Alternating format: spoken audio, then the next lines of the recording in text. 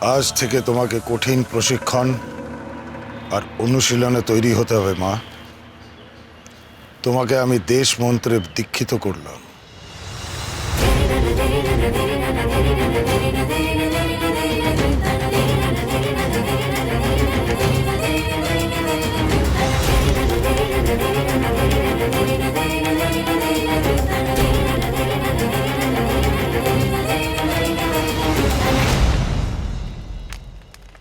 দেশের জন্য, দশের জন্য আমি তৈরি হতে প্রস্তুত।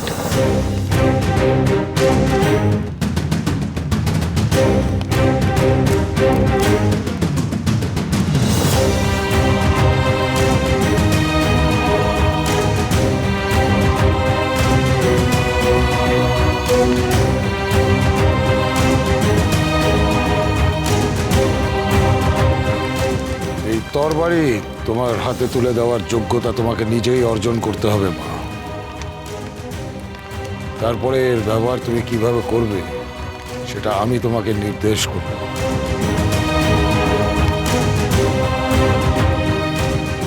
এখন থেকে তুমি বৃহত্তর কর্মের জন্য নিজেকে সমর্পণ করো।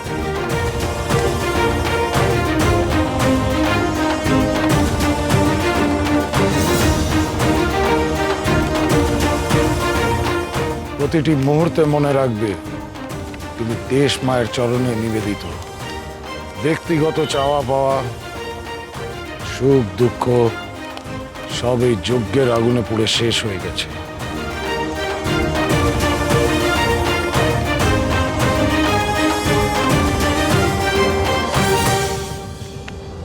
তোমার দেহ মনের ওপর অধিকার শুধু দেশের।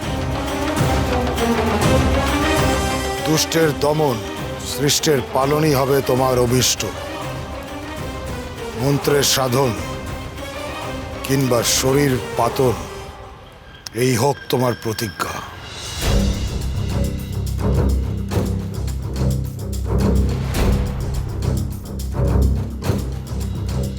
আমি নিজেকে দেশ মায়ের চরণে সম্পূর্ণরূপে সমর্পণ করলাম।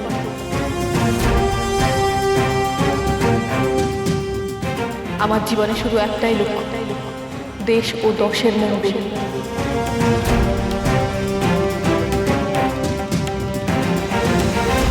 মাকে সাক্ষী রেখে তুমি শপথ করো, আজ থেকে তুমি আমাকে গুরু জ্ঞানে মান্য করবে।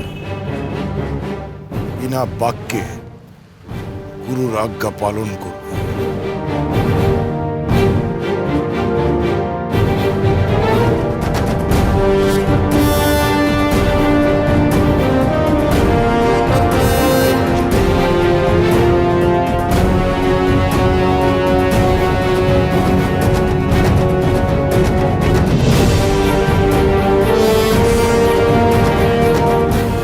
আমি মা ভবানীকে সাক্ষী রেখে শপথ করছি যে ভবানী ঠাকুরকে আমি আমার পরম গুরু হিসেবে গ্রহণ করলাম।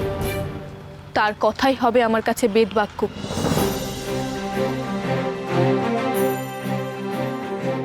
তার দেখানো পথই হবে আমার পথ। তার সিদ্ধান্তই আমার সিদ্ধান্ত।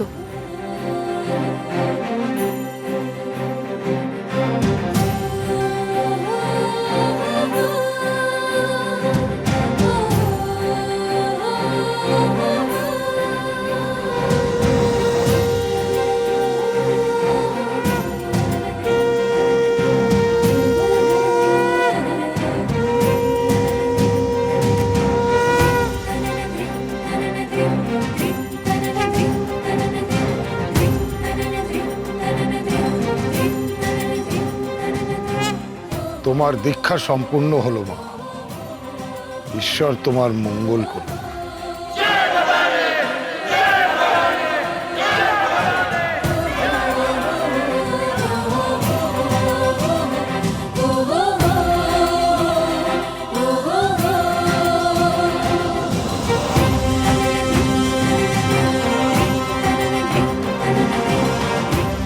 আজ থেকে শুরু হবে তোমার কঠিন অনুশাসন আর অনুশীলন। তার জন্য প্রস্তুত হও মা। তুমি কাঁচা লোহা, আমি তোমাকে পুড়িয়ে ইস্পাতে পরিণত করব। এই হলো আমার অঙ্গীকার। আমি প্রস্তুত বাবা ঠাকুর। বাবা ঠাকুর नारायणी नमस्तुते शरण्ये त्र्यंबके गौरी नारायणी नमस्तुते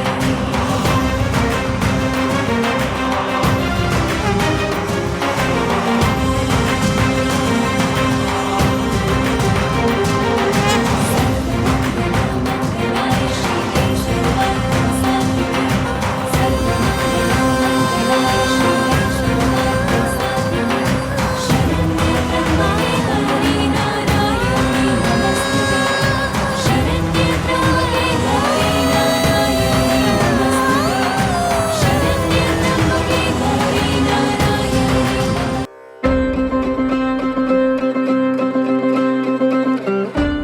এসো, এটাই তোমার কুটির। আজ থেকে তুমি এখানেই থাকবে। তোমার প্রশিক্ষণ আর অনুশীলন সব এখানে হবে।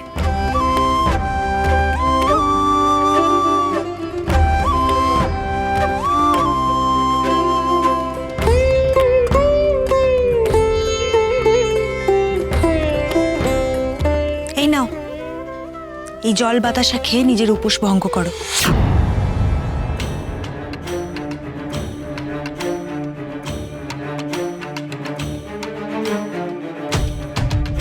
তা কি করে হয়? আমার স্বামীর মঙ্গল কামনায় আমি উপোস রেখেছি, তার কোনো সংবাদই তো আমি এখনো পাইনি। তিনি সুস্থ হলেন কিনা সেসব না জেনে আমি উপোস ভাঙি কি করে? কি এত ভাবছো তুমি?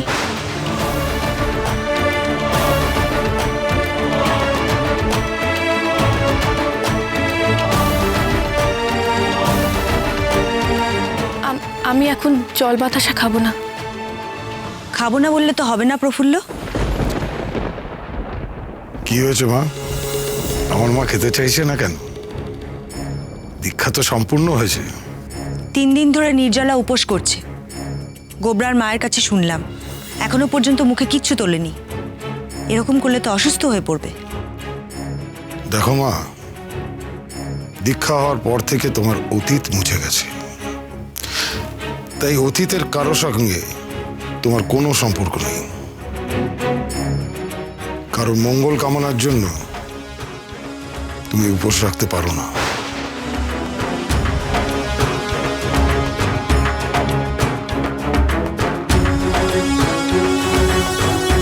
এখন থেকে তোমাকে কঠোর পরিশ্রম করতে হবে, আর সেটা দুর্বল শরীরে সম্ভব না। দেহ বলের প্রয়োজন। তাই আমি তোমাকে বলছি, উপোস ভঙ্গ করো।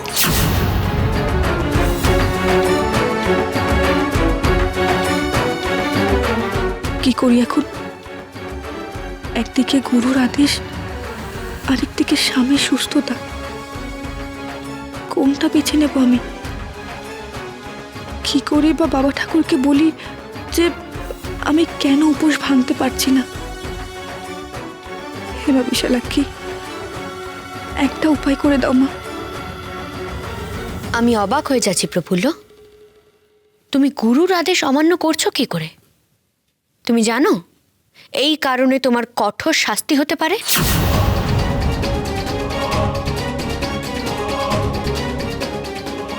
দাও,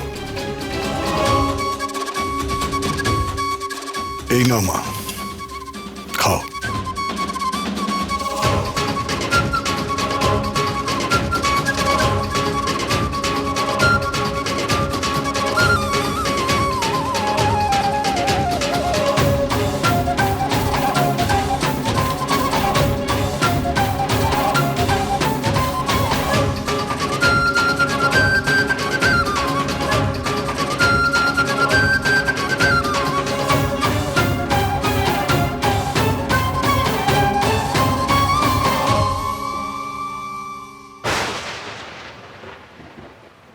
চর খবর এনেছে জমিদার হরবল্লভের। সে কি এখনো ইংরেজদের পা চাটছে, না নিজেকে শুধরে নিয়েছে? জমিদারের ছেলে কেমন আছেন এখন?